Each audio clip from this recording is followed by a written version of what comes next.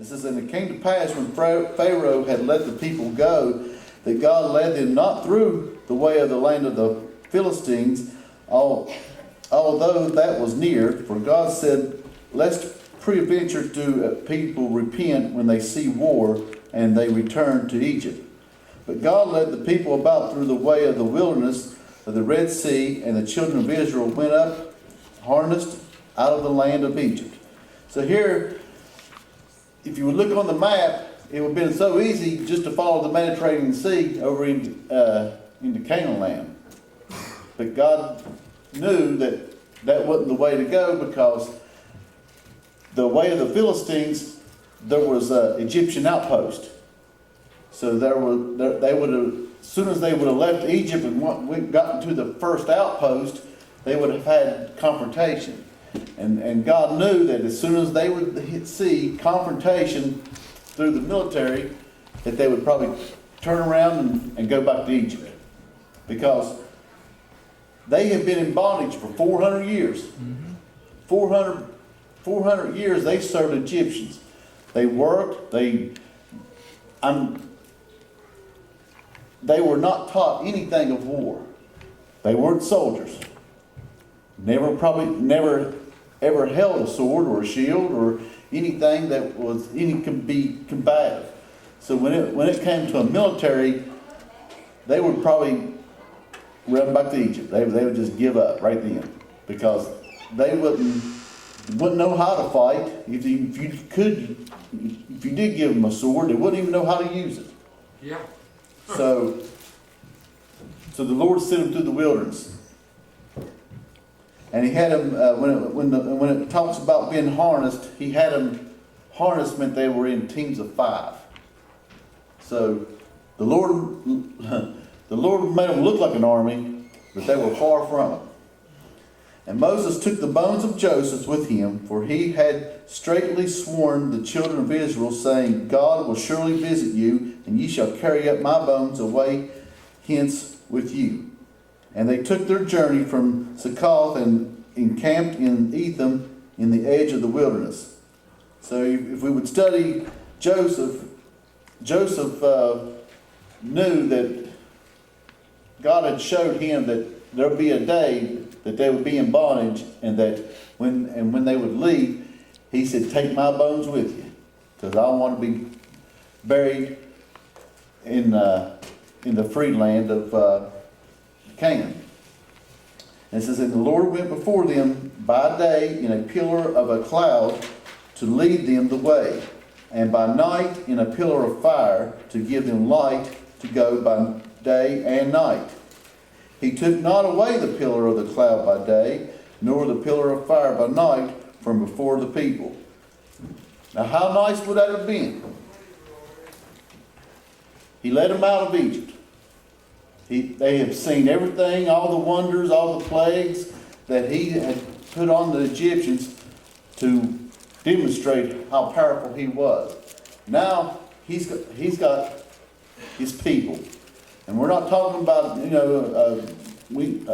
this was over a million people that's being led out of Egypt, and he had a pillar of smoke by day and a pillar of fire by night. Now, I know if you've traveled with other family members, or if you've done any kind of any travel sport or cheerleading or something, and you're all traveling in a caravan, you got your one leader. Their GPS don't match your GPS, and everybody's sort of following each other, and then you know that everybody's on their speaker phones. What's he doing? Where's he going?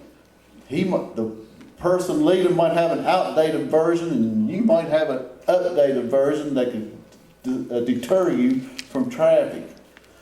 Well, that wasn't the case here. You followed the pillar of smoke during the day and the pillar of fire at night. So if there was any grumbling or any complaining, you wasn't complaining to Moses. You was complaining to God, because he was leading them. Moses was following God just as much as the people were. And the Lord spake unto Moses, saying, Speak unto the children of Israel, that they turn and encamp before Piharoth, between Magdal and the sea, over against Baalzephon, before it shall ye enter, before it shall ye encamp by the sea. For Pharaoh will say of the children of Israel, They are entangled in the land, the wilderness has shut them in. Now, we've taught, or we've learned that in previous chapters that Moses was an educated man. He was educated by the most knowledgeable people in Egypt. He was, and even the Bible says he was taught maps, geography, warfare. He knew this, and I can just imagine. He's following this pillar of smoke and this pillar of fire, and he goes, Lord's leading me, and then the Lord's telling him, go here and encamp. I just imagine Moses' head might have bobbed, or looked up like, You sure? whoa! We got a Red Sea in front of me, and I've got mountains on the other side of them. He said, the terrain and Moses put in, he wrote this, and he didn't put that, he didn't say Lord, he didn't question God. But I can imagine that he thought. But God was explaining himself to Moses. Now I thought to myself, how nice it could have been to talk to God and God explain what he was doing to you. Sometimes here we are, people are just out of Egypt and they're falling, and they're, they're scared, they're bewildered. I mean, we're talking 1 million plus people. God's talking to Moses, and he ain't, that guy, 1 million and some people back, don't hear what God's saying to Moses. He's just following the group. I couldn't imagine how you communicated with everybody. It had to be through God. I couldn't imagine leading 1 million plus people, because Lord forbid I'd be the late one. Well, I'd be in the back with Jody and the kids. Where are we going? I don't know. We're going. But we're going. Let's just keep following. And it says, And I will harden Pharaoh's heart, that he shall follow after them, and I will be honored upon Pharaoh and upon all his host, and the Egyptians may know that I am the Lord. And they did so. Well, Pharaoh was the same way. He had scouts that was following the people, and they came back and told him, this is where they are. He said, they went plumb to the Red Sea. He said they're entrapped. They're encamped. Buddy, Pharaoh, he's sitting at the palace. He's getting ticked. He's got his second command, third, and people saying, how could we have let this happen? So that's going in his ear. So his heart gets hardened. He gets upset, and he's thinking, shouldn't have let him go. He lost his son. I can just imagine, he goes out onto a balcony and he sees his empire and Egypt in what, before Moses came, life was good. Now they've had pestilence and locusts, and half their crops is gone. The whole economical development of Egypt has been halfly destroyed. And he said, and I'll let them go. So he was getting mad. He said, but then he said, they're encampment. There's no way out for them. He said, he saw an opportunity. I'm going to go get them. He said, and it was told the king of Egypt that the people fled, and the heart of Pharaoh and his servants was turned against the people. And they said, why have we done this, that ye have let Israel go from serving us? See, they was upset because, they had nobody to serve them now. Israel made the brick, and the mortar to build all their temples and statues and all that. He said, and he made ready his chariot and took his people with him. And he took 600 chosen chariots and all the chariots of Egypt and captains over every one of them. So you had 600 chariots. Each chariot had a charioteer, which was the driver, and usually any chariot, depending on if it was a Roman or Egyptian chariot, could hold 2 more people at least. Those were your warriors. One drove, one through the spear or the sword. One was the warrior. So with 600, if you just have one warrior in the chariot, so that doubles. That's 1,200 men right there already. It says, and the Lord hardened the heart of Pharaoh, king of Egypt, and he pursued after the children of Israel. And the children of Israel went out with a high hand. Oh, they were pumped. They thought, this is like fishing in a barrel. I see the fish, they're in the barrel. Only thing I got to do is drop a line down, and I've got it. Here they got 1 million some people stuck between the Red Sea and the geographical mountains, and he said, there's nowhere to go. They said, well, we can, depending on if they wanted to annihilate them or kill half of them and take the rest of them back. It depends on how ticked Pharaoh was. Take candy from a baby. But they thought, oh, this is it. This is going to be, and they probably haven't fought. You prepare for war and you train, and you're thinking, we're going against people with doesn't even have a sword in their hand. This is going to, I can just imagine how boastful they were. But the Egyptians pursued after them all the horses and chariots of Pharaoh and his horsemen and his army, and overtook them encamping by the sea. So everybody else wanted in on the action. We're all going. So it's beside Pahathroth, beside Baal-zephon. So here you have, in this past lesson, and it was titled Pursuit of the Slaves. And here's Pharaoh and his army thinking they had the upper hand on Israel. And it's a lot of times when we come out of something, when we come out of our struggles as life, and we think we're free, then all of a sudden, something else comes right on us. You're thinking, Lord, how much can I take? When you're stuck in a place, you feel like there's no way out. Because the people didn't know it. Because in this lesson, they didn't know, they hadn't seen Pharaoh yet. But here they are traveling, they're letting God know that Pharaoh's coming. And it was just a short term before day's journey here that you have the Israel thinking they're free at last and having that freedom and the sense of joy, and they're getting led to what could be their doom.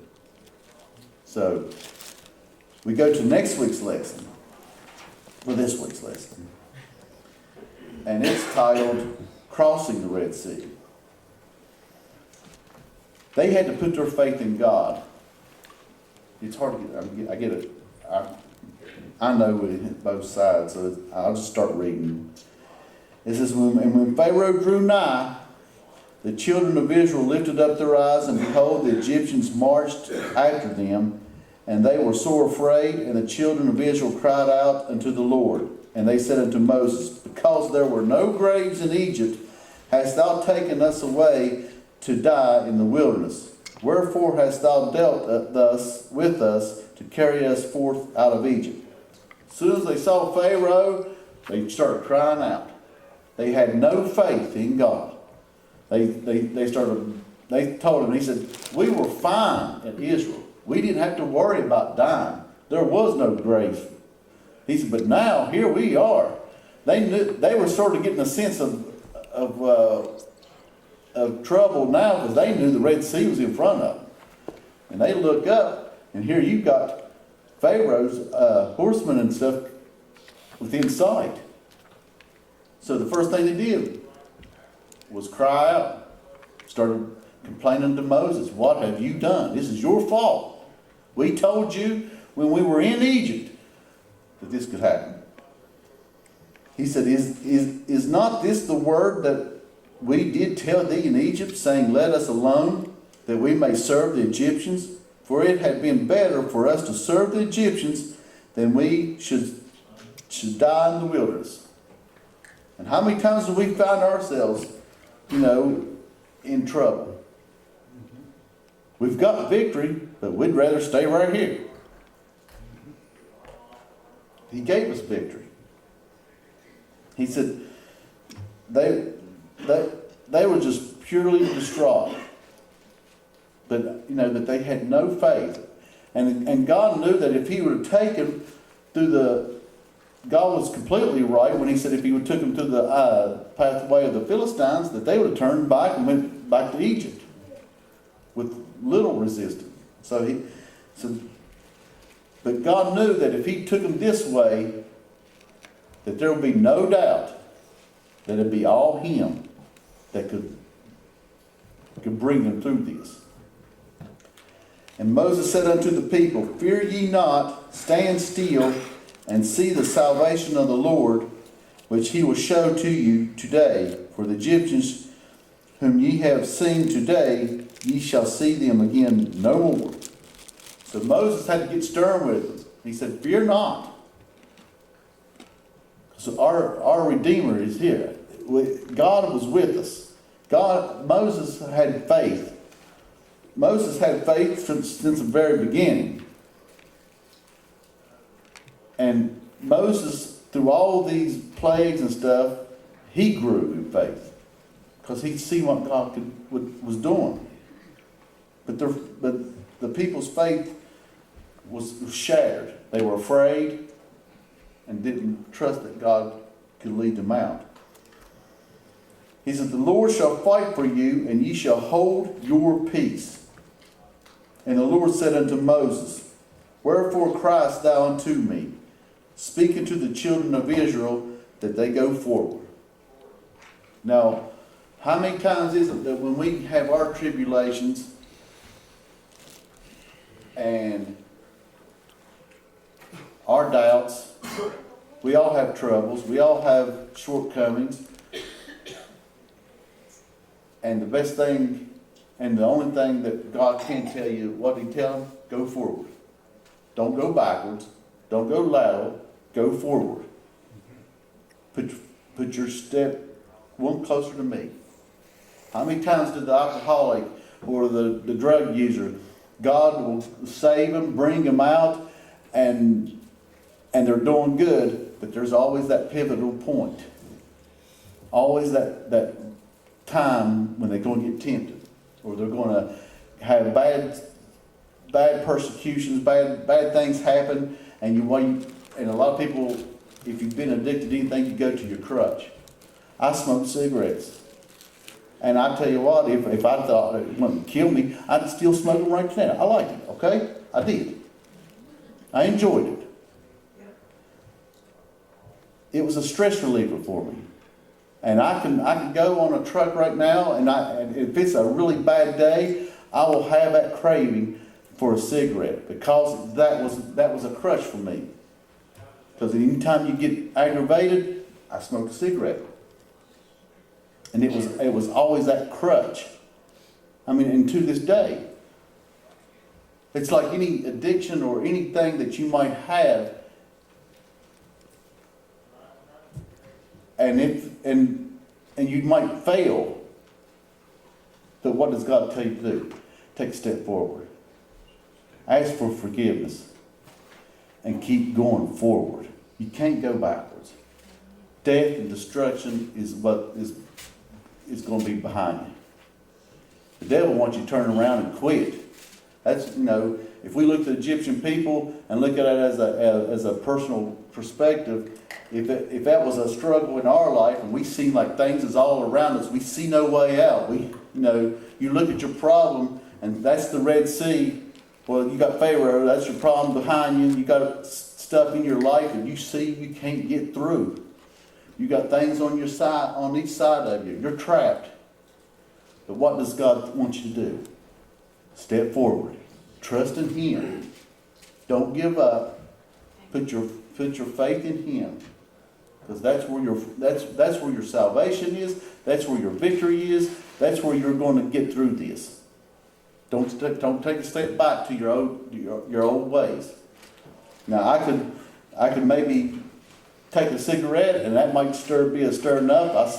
If there ain't nobody around, I said, well, I'll not even contemplate in my head. I'll just buy a pack and I'll throw it up in the dash and I'll use that just for when I really get bad. Well, before you know it, buddy, that pack's gone. That's what the devil will do to you. I mean, I use the pack of cigarettes because that's me. And I can understand if when it's easy to see people with alcohol and drugs and stuff and criticize and say, I can't believe they let themselves do that. But I tell you what, I can see it. Cigarettes is no different than drugs or tobacco. Oh, you'll say, well, I don't see how they do that to themselves. But if I told you to take your tobacco away from you, it's the same thing. You're relying on another substance. And that's how bad how bad those people need our help. That's how much they need God to help them through this. He said, but lift thou up thy rod, and stretch out thine hand over the sea, and divide it. And the children of Israel shall go on dry ground through the midst of the sea. And I, behold, I will harden the hearts of the Egyptians, and they shall follow them, and I will get me honor upon Pharaoh, and upon all his host, upon his chariots, and upon his horsemen. So God's telling Moses what he's going to do. He said, I want you to use the rod. And you got to look at that rod. From the very beginning, that rod is sort of like a visual faith rod for Moses. Because, Moses questioned God in the beginning, like, how are they going to believe me? And he said, you got a rod in your hand. He said, what's that? He asked Moses, what you got in your hand? He said, a rod. He told him to cast it down, and he turned to a snake. So that rod, even though, I can just imagine that rod was special to Moses, because that was his rod of faith that God was with me. And he said, and he told him, you stretch it out and I'll divide the water. And he used that rod all through the plagues and everything, and God was faithful. So Moses knew that God was going to do something special today. And the angel of God, which went before the camp of Israel, removed and went behind them. And the pillar of the cloud went from before their face and stood behind them. Now, how many times have you prayed, asked God for, we talk about God leading us, directing us, and we follow Him. But when persecution comes, what can God do? He can move behind you, protect you. Because that's what the cloud and the pillar was going to do with the people. You follow me, you follow me. The only thing it served was a beacon of light or a symbol of cloud for somebody to keep following. Don't go left, don't go right, you go straight and follow this. And that's the way God is. Follow me, follow me. Don't stray, don't go left. But then when problems come, what happened? The pillar went to the back. I've got your back. There's victory. No matter what. You keep going forward, I've got your back. And it came between the camp of the Egyptians and the camp of Israel, and it was a cloud and darkness to them. But it gave light by night to these, so that the one came not near the other all the night. Here it was, God was buying them time. Egyptians couldn't attack what they couldn't see. So here you have all this cloud of darkness. To them, it was probably, it had to be, you couldn't see over 1 million people in front of you. That's how dark, that's how big this was. But just on the other side of that was a light. Now, how much light do you think you had to give to project out across the Red Sea for somebody to go see 1 million people to walk through? See, God, even in our darkest times, when it seems dark, He can be a light to you and can be dark to your enemies to where you'll surpass all. I mean, I try to think of an example, everybody, you have things that come up around you and you try to fight, you try to handle it yourself, but if you give it to God, He's our beacon. He's what we go. And He'll go behind us and give us that light and shine forward to where people don't understand, can't see what He's doing, but you can. You can see what He's doing. And Moses stretched out his hand over the sea, and the Lord caused the sea to go back by a strong east wind all that night, and made the sea dry land, and the waters were divided. And the children of Israel went into the midst of the sea upon the dry ground, and the waters were wall unto them on their right hand and on their left. So the waters, people debate, how deep the Red Sea was when they crossed, but I tell you what, I don't care if it's waist high, you push a waist high amount of water back to where over 1 million people could cross, you're going to have a big wall of water on both sides. I couldn't imagine. You could probably go ankle way, but when you start separating it and building it up, and it's going to be a tall amount of water. And I couldn't imagine, and it was a miracle of how all this took place. They walked on dry ground that had been saturated with water since God created the world. And for Him to dry it for over 1 million people, you can have grass. You walk in your yard and it's been a day old rain. It seems dry, but you start walking on it and start compressing on it and start bringing that water up it brings that water to the surface. Before you know it, you're in mud. But they walked on dry ground.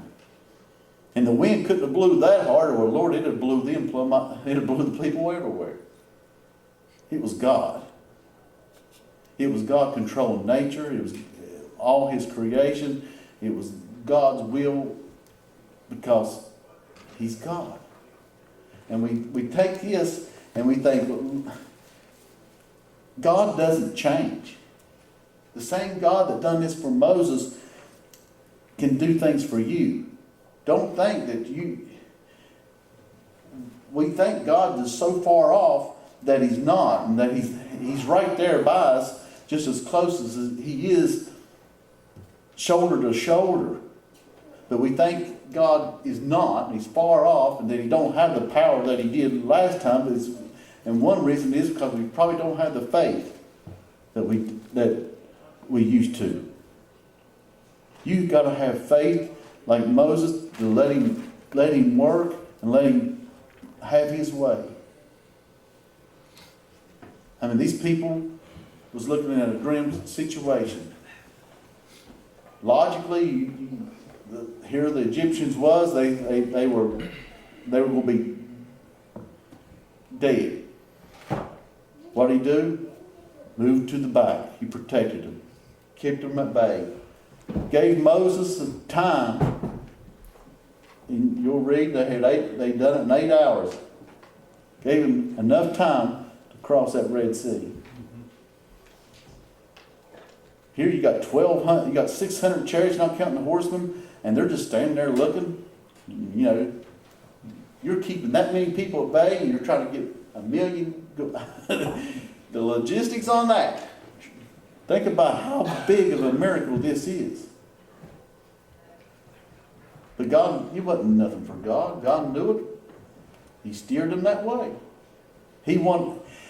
This miracle today he told Moses that I wanted you to show how big of a God I am. And he's still today showing us how big of a God he is through that miracle. No matter what. I mean, if people does not have any education in going to church, they've all heard the story about parting the Red Sea. And how good God is. He's a good God. And he's there. And I don't care what dilemma you're going through, what persecution you may be going through, the times, take that step forward.